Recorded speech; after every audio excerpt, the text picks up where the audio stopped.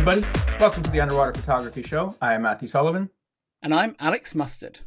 And today we have another in-the-field interview for you. Alex has become quite proficient with these everywhere he goes, and he goes a lot of places, so hopefully you're going to get a bunch of them. But today we have on the show Vin and Deb Canabal, I hope I pronounced that properly, who are the owners, operators of Epic Diving, where you just were in the Bahamas.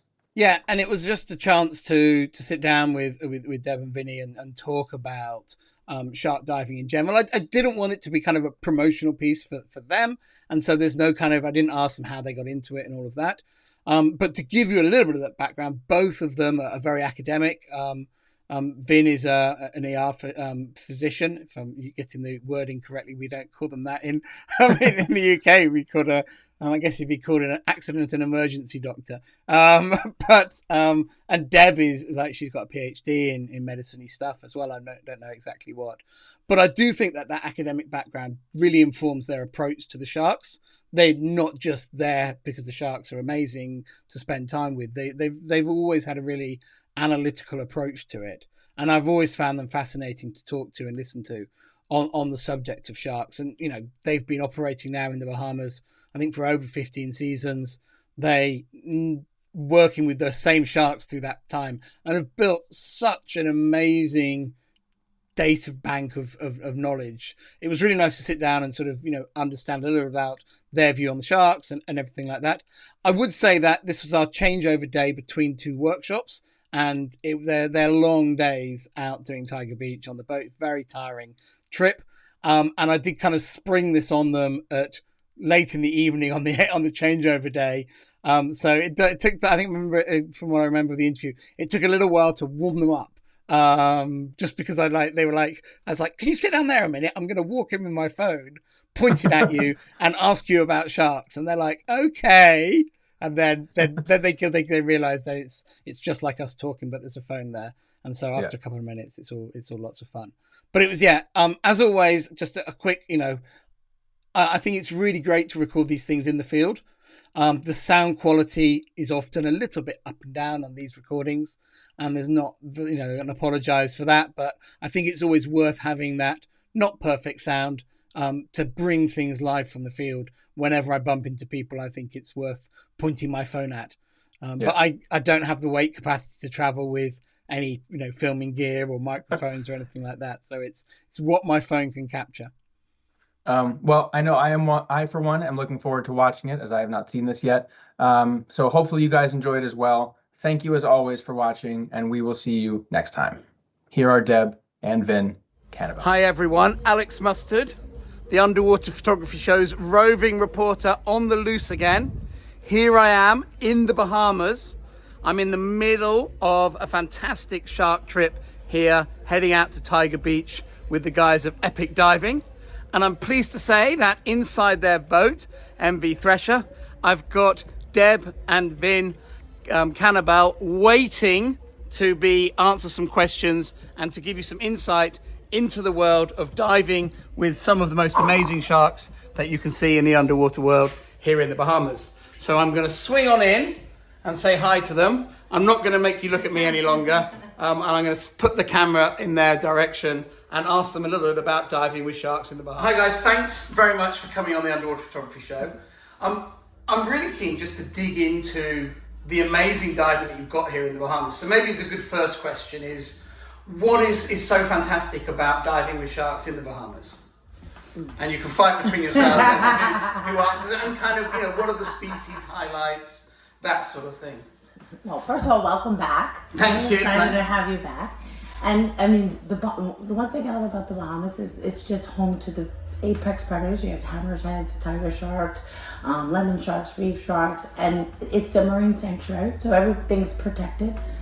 And so it's that, I would say that's right off the top of my head, the two quick first things. Yeah, the Bahamas started protecting sharks in the early 90s. They saw the value in them, and that went from a longline fishing ban all the way up to them creating the National Shark Sanctuary. It's really been a tremendous hotspot for a variety of shark species, and it's a great place for people to come film, photograph, and enjoy the animals. Yeah, and that's really what I want to ask you about is, I'm here to do a Tiger Beach trip, What general advice would you give to someone, and how would you describe it to someone who's not been to Tiger Beach? How would you sort of tell them what it's like and kind of how to prepare and think about what to get ready for a trip here? Tiger Beach is a pretty big area. It's not just a single dive site, so there's multiple places for us to visit, so people can plan and expect for that. I think because you're diving with large predators, one of the most important things is for divers to just be comfortable with their diving skills. So that sort of thing is second nature, and they're not having to focus on regulator mask issues or have that issue complicate the dives, and you can really focus your attention on the sharks, which is what everyone's here to see.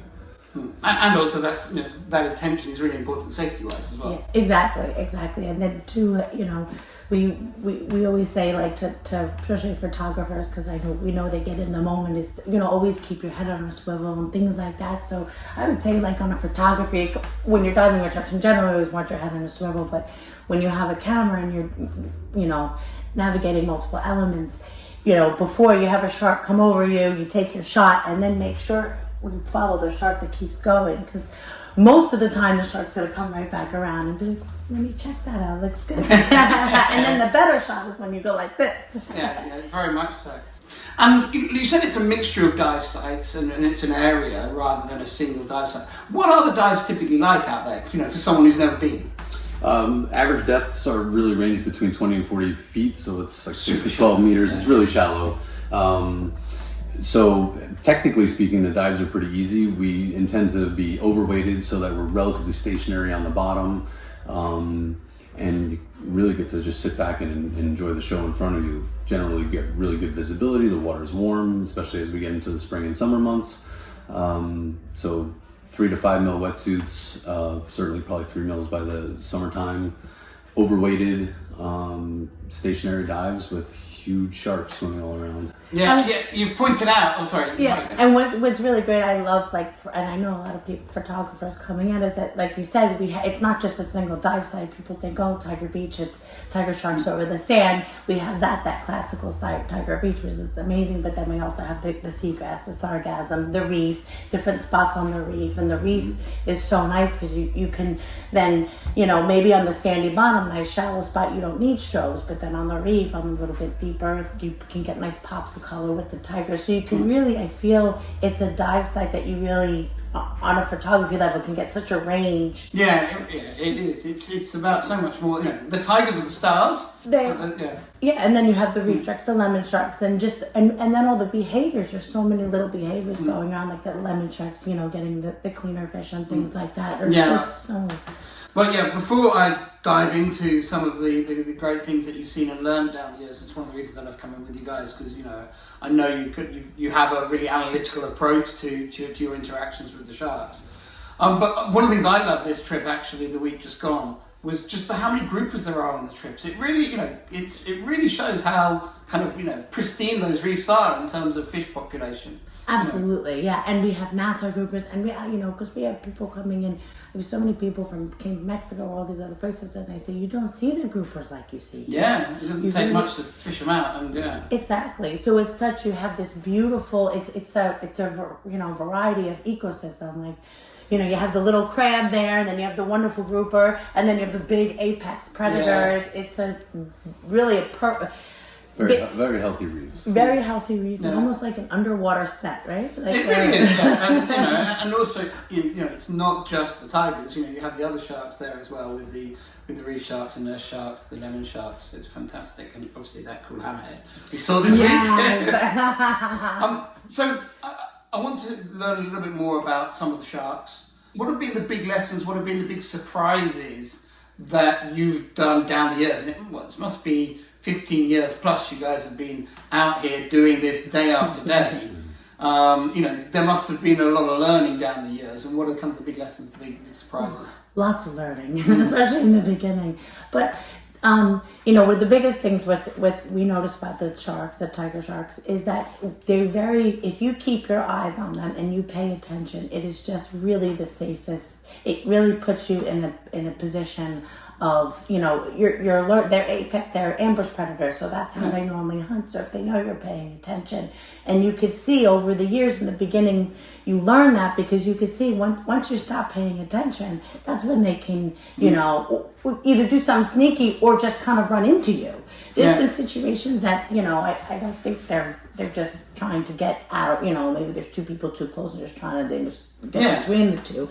So it's also more of, if not like on a threatening level, but like this big animal's going to bump into you and it's got a lot of teeth to just turn and take a picture, type of thing, and keep your head on a swivel. And then also things like, we like everybody to be in fairly dark gear, no like white fins and things like that, because sometimes you always to wear gloves because you have the black in the contrast, and especially with reef sharks, we do have a lot of reef sharks and a little like, or too shiny things, you don't want a mask that has a big shine, so the beautiful ambient light, which is great for photos, makes the reef sharks go a little bonkers. So I do like how the fact that you're always much more concerned by the reef sharks than the huge tigers that you get there. I understand why. You understand, the reef sharks are loonies. They're a bit more like a sniper. The tiger sharks seem very predictable. I mean, over the span of time, it's great for us to have still be diving with some of those same sharks from the very first day that we came out here. Like Emma and Tequila that were on the dives just yesterday. They've been here the entire time, all 15 years. So watching them grow, learning their different personalities and how they are persistently, they do have unique personalities that are identifiable from one individual to another. And then that compared to the exciting time when we see a new or wild tiger shark come in and how they act and behave, which is very different. We kind of talk about putting the sharks through Tiger Beach 101. It takes them some time to get used to us. It takes us some time to get used to them. And what's great but too, we make great friends at the end of it all. It is all females. I don't know if we mentioned that. It is all females, and the majority of them are pregnant. So it's a, I feel like, to me, like when recently we just took all the hook and line out of Tequila's mouth because she couldn't eat, and so it almost feels like it is naturally meant to be a place for them after they get mated. In the fall season, we start to see them coming in with their mating scars, and then they stay throughout, usually leaving about June. And you see do they pup there, or do they just get big there and then go on somewhere else to pup? Exactly. Yes. Yeah. Does anyone know where their migration runs? From here, they usually follow the Gulf Stream up north. I think some of the tagging data has shown the animals going as far as the Carolinas, north or south. I don't remember, but still off the coast. They're not, Tiger Beach, South Carolina. Yeah. They're just in the Gulf Stream, I think, following the cooler waters when things get warm here. It's really, really fascinating. And also with the other species of sharks there, I know the focus of the dives is very much on the tigers, for multiple reasons. They're beautiful and amazing creatures. And also they are the largest predators on the dive, so therefore they do demand the most attention. But I always love seeing the lemon sharks. They're a fantastic species. I never feel I've got a stronger connection, but I know you guys, know the lemon sharks well. I love the lemons. In the beginning, I was I'll be honest, I was all about the tigers in the beginning. And then even the lemon sharks, because they got their teeth, they look a little funny. But I hate to use this word, but they're like the doodles of the of the shark world. They're just, we don't feed them. We only feed the tiger sharks and visiting hammerheads that come in. So that's, and I would say you always take very little bait underwater. You use like small box. It's only got a few pieces in every dive. It's the means to an end. It means to an end. It's using the bait as a tool. It's not, you control the bait, you control the shark. So if you go in there with all this bait and all this craziness, you're just going to cause a creation which makes an unsafe environment for the divers. For the sharks, you're putting them, at this competitive stage. And on a photography level, how can you pay? You have to pay so much attention to chaos. Yeah. You can't really pay attention to changing settings or doing this and doing that. So by controlling the bait, we keep it. And in the beginning, you see it gets rowdy. And then by the end of the dive, when the bait runs out, they're still hanging around. So you can this is probably with photography a good thing. In the beginning, you plan for those kind of, shots, but you get 2, 3, 4, 5 tigers in them. And then later on, after the bait's done, then you have them just swimming nicely over the, grass or something. And I think we're actually, a lot of the photographers, we're, certainly my groups that have been here, we're as interested, if not more interested, in those more peaceful shots. Because I think, particularly as society's view of sharks has matured, and I do think there has been fantastic education over the last 20 years in attitude. Yeah. I think people actually don't want to see nyang, nyang, nyang, nyang, nyang. They're much more interested in seeing a beautiful marine environment with a shark in it. And I think, and actually a lot of those kind of wider, almost available light shots really speak to that sentiment. And I certainly am trying to take more of those shots, whereas in the old days it was all about how close to the dome can you get the shark. And now it's that slightly more, here it is in its place, part of a healthy... It's like being in an IMAX theater when you're underwater with those sharks and, take a whole 360 experience. It's so incredible. It's incredible. And like you said, it's a whole ecosystem. It's for, I agree. It's definitely evolved on a level since I know when we first started Tiger Beach to now, that it's in the beginning, like you said, everybody wanted to put it on my dome board, I want 20. Yeah. Now it's like, I want to capture the beauty, the reef, the seagrass. Yeah. I definitely saw that, like, a lot of our group actually, they were by preference choosing to be on the outside, a little bit on the back, so they can get sharks coming around behind the group with nice clear backgrounds and get that more, because it is so beautiful there as well. It's such a beautiful environment and kind of very unique. As a diver, really dive in that kind of 20 foot, but with amazing visibility, because usually 20 foot is close to shore and it's never super clear like it is out there. And in the bottom line, it keeps it safer so that this is sustainable and can continue on. And you know what I mean? I think if you get too crazy with bait and things like that, it's just gonna. And that is really important in the Bahamas, because the reason that this exists is because of tourist dollars. I mean, I'm very pleased that the government like sharks enough to want to protect them, but it's the money that's also talking there. And if things go wrong, things will get closed down, the money won't come in, and then it's not we see here. I wanted to also ask about all the other great things you do in the Bahamas, or have done down the years. I know not everything is on at any one time, but what are the other shark highlights in the Bahamas beyond Tiger Beach? Say you've done a couple of Tiger Beaches, you want to come and do something else, what would you suggest? The Cat Island oceanic whitetips, which is a completely different ball game. They're amazing. Yeah. That's open ocean, water. You'll see silky sharks, dusky sharks, oceanic whitetips, mahi. It's a different, completely. It's no blue water. Yeah, blue water. It's pretty blue at Tiger Beach. No bottom. Open water, good buoyancy. Not the overweighted, stuck to the bottom scenario like Tiger Beach is. And then the great hammerheads in Bimini. That's another wonderful spot. That's very similar to Tiger Beach. You've been with us, and so I guess I would say like we had a hammer, so I don't know, maybe the oceanics would be the next. I don't know. What are those trips like? I mean, oceanics can be pretty feisty. I mean, but from what I know in Cat Island, they're for oceanics, they're pretty chilled. They are. We do follow different rules with them than we do with the tigers. Like the tigers, we will give them a little snack, But with the oceanics, you can't do that. They are rewarded, but it's right from the side of the boat. So they're kind of, it's first of all, it's drift diving. So we have like a buoy system that hangs, and we have a little bit of bait in there, and then the oceanics follow, and the boat runs along. So it's kind of like a blackwater dive that people might be familiar with, but in the daytime. In the daytime. Bigger subjects. Exactly. And we can get a lot of up to 10, 15 oceanics, which is they're very different than a tiger shark. They're more calculated. They're more. I think they're very patient. I think they're very persistent, but I wouldn't, say that they show much aggression. But they know one thing I've noticed with them in the beginnings working with them is that if you feed them with that hand, like if I give a tiger a piece of food and that it doesn't matter. It can become conditioned to almost like not even like open its mouth, just kind of suck it, But in oceanic, they know that hand fed them, and they won't stop sniffing you and coming at you. It's a different persistent. It's a different attitude that when you're, it's just like reef sharks, you need chainmail. Yeah. Reef sharks, you need chainmail. It's just one of those species that has to be handled differently. So it's We dive them a lot in the Red Sea, but without bait.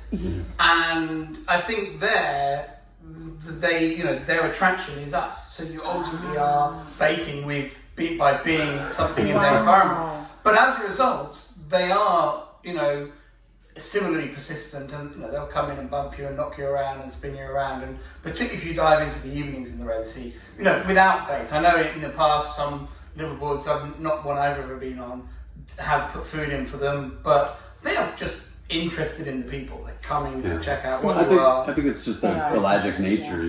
They're open water sharks. They never know when they're going to come across the next opportunity. So when they see something, it's kind of their nature to stay, investigate, make sure. And that's, I think, where some of that patience and persistence comes in, where they're really just waiting to see if this is an opportunity for them. Yeah. And if you're aware of them, then it really, just like the tiger sharks, kind of keeps that instinct at bay. But if they have them or see an opportunity, they will. Yeah, but I think in some ways the bait, if well managed, like you're doing, almost makes it safer, because I certainly feel with tigers, like if there's bait there, you know why they're there. Exactly. Yeah. If you haven't got bait there, you know why they're there as well, and it's not such a good story. Exactly, and that's the one thing with the ocean, like you saw with the tigers when the boat had, during the week the boat had, one of the dives of the boat, swung a little bit, so we were far, and then the tigers were sticking kind of to the boat too, because the bait was coming from there. So it's also kind of, like you said, it's kind of a way to concentrate the animal. And with the oceanics, that's one of the reasons why, we'll just, they're not fed like the tigers, but they're still given a situation where you need to kind of pull them away from a diver. You can easily just throw some, and they'll come right to the boat and give you a minute type of thing. So it's definitely, I think the bait it controls the situation, which is, It's useful. So we should finish with my favourite, which is the great hammerhead. Just incredible sharks for me, because not only are they huge, but how athletic they are at the same time, and just, what are they like to dive with? And tell me a little bit about those. I love them, but I just want to hit one. They certainly have a different tempo than the tiger sharks. They move with a lot more pep in their step, and they show off some of that acrobatic agility where they can turn on a dime, and you just imagine their heads just sweeping and scanning their environment and taking in who knows what their sensory input looks like and feels like, but they're just scanning everything, moving fast, and the diving is like Tiger Beach. It's very easy. It's shallow sand, shallow water. Same thing with overweighted on the bottom. And you have in the past had them coming in quite well at Tiger Beach too. How do they interact with the tigers? The ones that were here had to learn how to act like a tiger. Yeah, they look like a hammer and act like a tiger. We certainly, throughout the years, we've had plenty of experiences where we'd see a wild or random great hammerhead come through and really run off pretty quickly, pretty skittishly when they saw 4, 5, 6 big tiger sharks. Like they arrived at the wrong party. Yeah, like the guy like But we had several seasons where we had 2 or 3 really reliable players, we'd call them, that were just participating in the dive, feeding as well, and they learned to just barrel right through those tiger sharks, swinging the with hammers, their heads like this. Really? and just taking charge, which I think is it's really. You feel like it's super brave, incredible animals. Because the tigers are quite polite. Like if like a lemon swims in their way, they'll deviate off and go around again. Yeah. Usually. Usually. I've seen them not being polite. A lot of the time they're pretty polite. Yeah.